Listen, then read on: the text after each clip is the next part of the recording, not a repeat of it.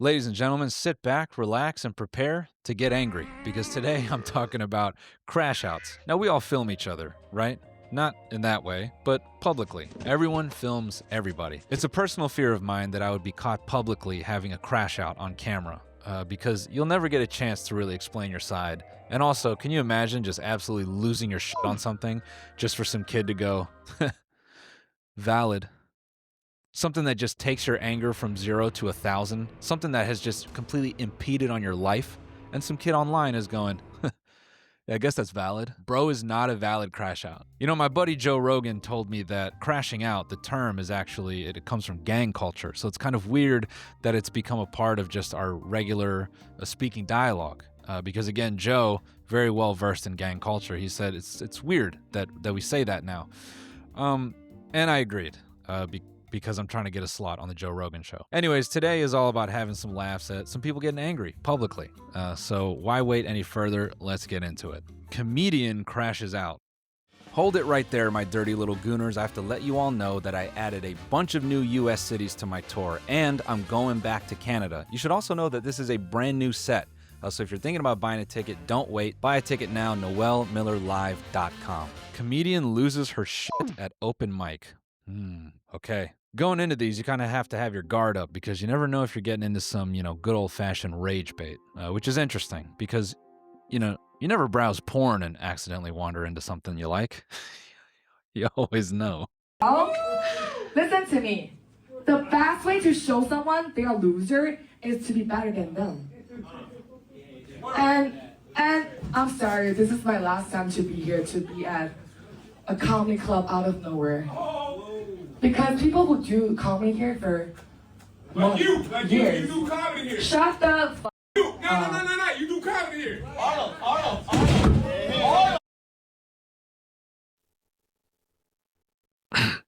Normally, comedians fear the crowd coming at them. I find this to be almost avant-garde, progressive, Kaufman-esque. You never see a comedian just step out into the crowd and start hitting people with a microphone. I don't know if that's what's about to happen here, but that's definitely what it looks like. Hey! No. Call my husband! Call my husband right now! I can't wait to find out who she's talking to, telling them to call her husband. I would love it if it's an assistant or something, and her husband is fucking Rambo. You talk to me when I do my comedy? Oh wow, her name's Rambo Mom too?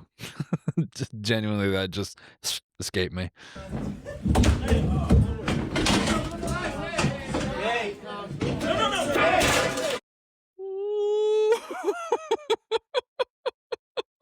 I don't know if this computer can handle this, but I need to run that back. The throw on that microphone was ace.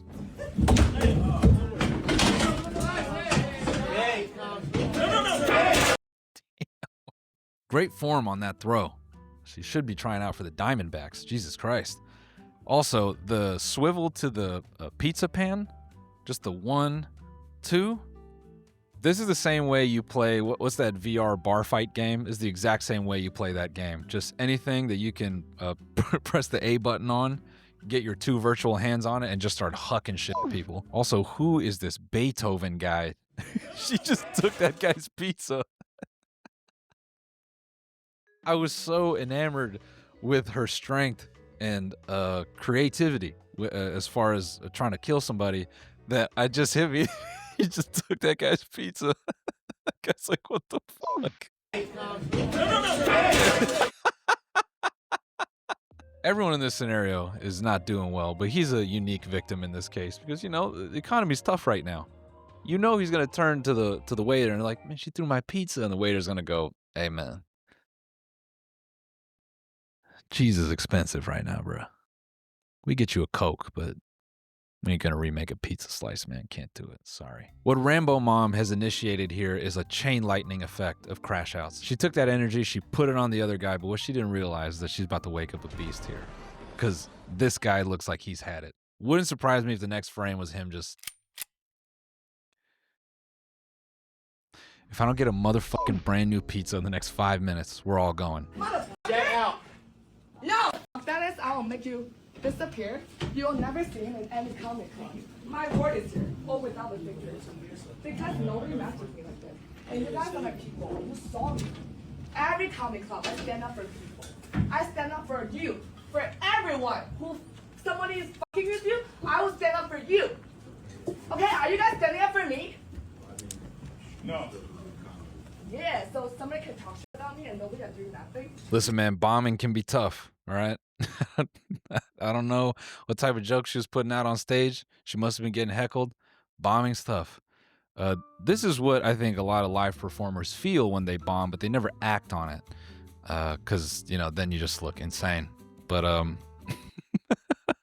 Yeah, so somebody can talk shit about me and nobody can do nothing. Yo, cry into the microphone. I did that to Rob. Are you serious, you said? You guys are not loyal. Because when you are loyal, you fight with your friends. But this is not a fighting environment. It is. no, Yusuf. If I'm using context clues, I believe your name is Yusuf, and that's what you're not understanding, man. Comedy is a fighting environment, okay? Comedians are the freedom fighters for the First Amendment. Comedians risk their lives every day. They get in planes to travel and do jokes to demonstrate their absolute weapons of war. So if someone's heckling a comedian, that's like fucking with a veteran, dude. You need to stand up. That's a call to action. Would you let someone bully a veteran? The guy just talked to me when I was doing my comedy show. And I'm going through anxiety. You have to show up because I'm going to call it. That's your 1 minute. Now, if that doesn't show you how competitive comedians can be, she hit her minute. And all the other dudes that, what I'm assuming this has to be an open mic. I'm assuming they're sitting there going, so... I like some of her technique there. I like calling the cops after you've bombed. I might start doing that. If I ever bomb during a show, I'm calling the cops. Hey man, they were harassing me with silence. I'm gonna need them all rounded up and sent to Argentina. I'm pissed. Having done live performance, I understand the feeling. If you've bombed and you want to go out there and just start throwing pizzas and chairs, I understand that feeling. So someone might say the context here, she was, nah, I get it, man. Valid crash out. Celebrity trainer Matt Saueroff loses his mind when neighbor asks him to leash his dog. Okay, so who the fuck is this guy? Who the fuck is this motherfucker? I asked him to put his dog on a leash. This guy's... He's losing his mind. Get off the private property. I live here. Get the fuck out of here. I live here. Get the fuck out Why of do you here. think I don't live here? He doesn't know who the fuck you are. Get the fuck out of here. I don't live here? Do I not live here? I live here.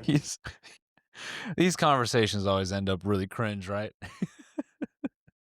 When you have to when the anger has to come down from a 10 to a 5 to get people caught up and get everyone on the same page, and you can resume being angry at each other. You're just yelling at someone who lives here. Okay. This guy's got a fucking problem. I don't have a problem. He did not leash his dog. This guy started with me. No, look at his dog is loose without a leash. Dude. Fuck you. Look East I haven't said 41A. anything That's my fucking fucking name. East Look at this 41A. guy. He's 41A. It's one of Elon's kids. I think all your dogs should be leashed. I'm big on that. I don't like when people just kind of off leash and act like they're alpha. This is not a World of Warcraft server. No matter what type of dog you have, I don't want to deal with it. You know, even if your dog is friendly, I hate that when they're off leash and they're like, oh, he's friendly. I don't care. I don't want your cute ass dog smooching up on me, putting his little paws on me. It's disgusting. I don't know how you live. Keep your dog to yourself. All right, that's the world I come from mentally. Keep your cute ass, beautiful ass dog to yourself before I kick it and call the cops. It's kind of where I'm at. His dog is loose without a leash. Dude. Fuck you. I need more context here. He went private and turned comments off on his company Instagram. I guess he overreacted. I guess this is his LinkedIn bio. I am a highly motivated, self-driven individual with excellent interpersonal communication skills. Some of my strengths are in sales, management, and team building. I am a very passionate person, extremely personable, and can easily adapt to every situation. My goal in life is to leave a positive, lasting impression on every single person I meet. Now, depending where you go, what he just did there might be a positive impression. You know, if you're in prison, that's a good way to act. Hey, fuck you. I kind of like that guy. That guy's cool. East Coast? Hey, man. Fuck you. All right, fuck you too. Yeah, see you around. I hope he is also aware his celebrity trainer career days are over, now entering the find out stage of fuck around. I don't know. You get the right celebrity, the right amount of nitrous oxide, you might be in business. Oh, this is Eddie. I didn't even realize me and the person who posted this video have met before. So shout out to Eddie. So I guess Eddie had his Doberman leashed on his side, and he said the unleashed dog approached his Doberman, and he was afraid that his Doberman would attack it, so he asked the trainer to leash his dog. This doesn't imply Eddie's dog is aggressive, but he's just being smart. Yeah, and you know, there's no rules against having a Doberman, and I think it's fair game to be like, hey man, my dog's chill, but your dog is being weird, you know? Just to add before anybody decides to shit on him, that doesn't mean that Eddie's dog is dangerous. Leashed dogs often have adverse reactions to unleashed dogs because they are at a significant disadvantage if anything happens. Well, yeah, you know, even in this scenario, you know, there's no rules, man. There's no rules with dogs, really. You can have an insane dog. You can have a dog that wants to attack your children. You can just house that and go, he's just a little grumpy. So I think with dogs, you always got to play it safe. And you most definitely, I don't think you can't be entitled to being like, well, my dumbass, dopey ass dog is going to walk around whether you like it or not. I don't know about that, man. Dog off leash in a closed public space, never cool, unless everybody's in on it. So Matt Saueroff, you get the big ol' invalid. And you get a big invalid for just generally being a cunt. Man flips 3 poker tables in a rage at World Series of Poker event at Harrah's Cherokee. Let's see. Rule number 1. If you're gonna host people gambling with potentially their life savings, you must be doing this on objects that weigh at least 1,000 pounds. This table, too easy to flip. How did you, as the casino, think it would be a good idea to have people play with their hopes and dreams on green felt on a fold-out table? The average Bills fan will put their body through something like this out of excitement. And you expect people to keep their calm in a situation like this? Mr. Casino, that was a bonehead move.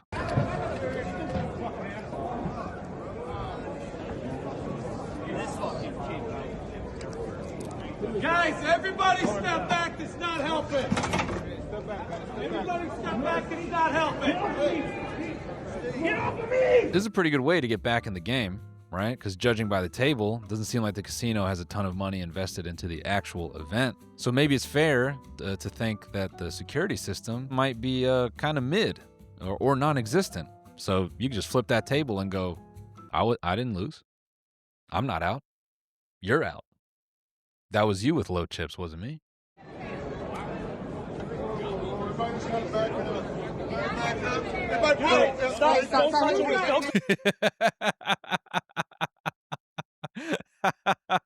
Hey, don't touch it. Don't touch what? The big fucking mess of money on the floor? No one knows whose chips those are. Bunch of fucking teachers' pets, these people. No, don't touch it. Dude, fuck off. They're gonna disqualify you. Don't touch anything. I know, Steve, but they'll DQ you. You don't want to, just don't let them DQ you for this. I'm joking, but poker tournaments are actually very strict about what you do. I played a tournament once, and I folded my cards, and I threw them, and one of my cards flipped in the air, just from a soft toss, and I got in trouble. And I wasn't allowed to play my hands until the next blind, and then I just blinded out, and I got kicked out of the tournament, basically. I don't know, or maybe they just didn't like me and they made that up and they wanted me to leave. I stayed up all night that night. Maybe I just, looked kind of disgusting and I didn't shower. Maybe I had gamer smell and they were like, "Hey, we gotta get this dude out the room."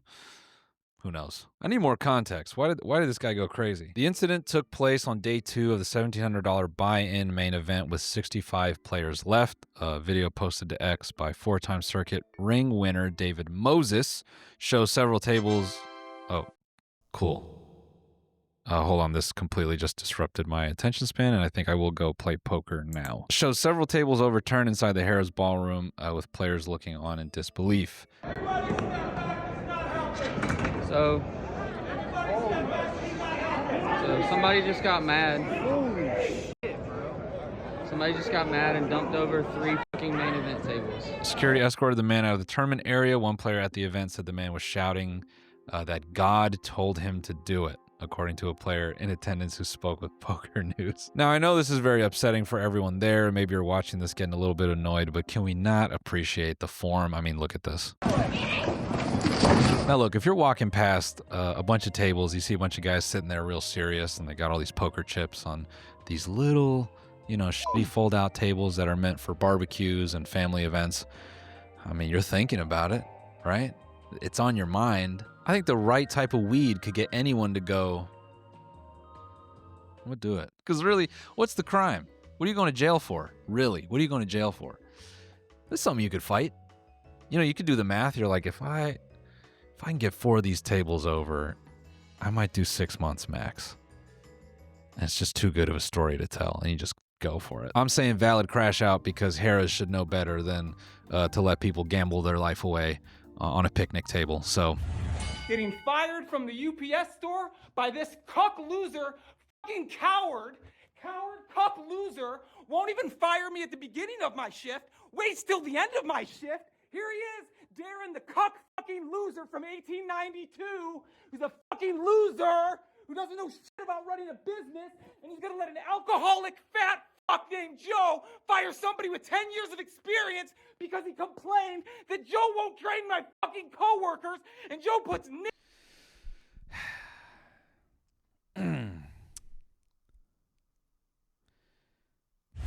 now we're not going to show this, but this title, parents beat their son for spending their entire life savings on a game. I think this may summarize all the beginnings of Gen Z and Gen Alpha.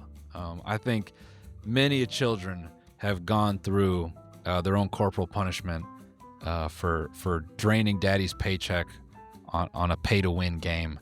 I'm surprised there haven't been more class action lawsuits against Clash of Clans and whatever other games were just tricking kids into microtransactions. So back in the day, you know, if you were a bad kid, your parents would sentence you to a couple summers of working at a hot dog on a stick. All your friends and peers would have to see you in that red, blue, yellow outfit, just pumping that lemonade, looking like a fucking bozo. There are so many more ways to be creative about teaching your children a lesson. The other thing with smacking your kids around that you have to remember is you're initiating a Karate Kid sequence. You're just setting up your own personal anime hero.